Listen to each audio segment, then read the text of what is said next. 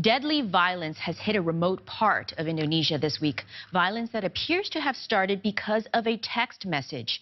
It happened in Papua province, which is next to Papua New Guinea. It's a place ethnically and culturally distinct from much of the rest of Indonesia, and it intermittently sees tension.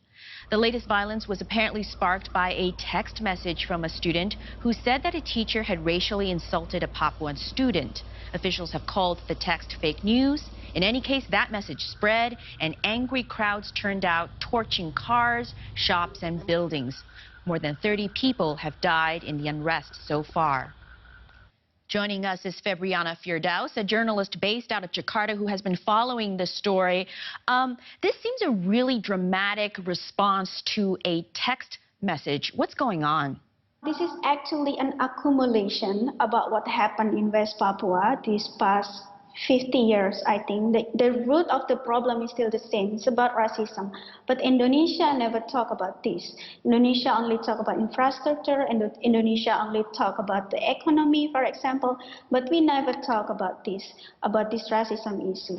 And when it happened in like 2 weeks ago, and then people feel like so tired with the issue that how the Indonesian or non-Papuan treat West Papuan by calling the monkey, for example. This is just accumulation. My source says from the ground who joined the protest that it's enough for them and they're tired, and then now they want to speak on behalf of themselves, that Indonesia stop to saying something racist to West Papuan.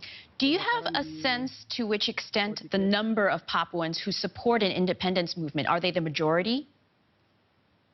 Yes, they are the majority, especially in Papua province, for example, that almost all the West Papuan that I meet in Papua province, they support the independence. They never change at all. But in West Papua province, because West Papua province divide into West Papua region divide into province, Papua province and West Papua province. In West Papua province, it's more diverse, that some of the West Papuan support the independence, right, or the referendum, but the others support Indonesia. Indonesia lost East Timor 20 years ago. How negatively would the people view a loss of West Papua? I think Indonesia now divided into two, but the majority they still support West Papua to be part of Indonesia.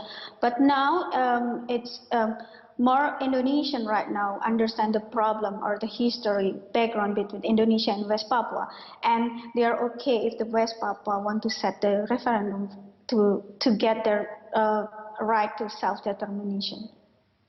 Febriana Firdaus, thank you.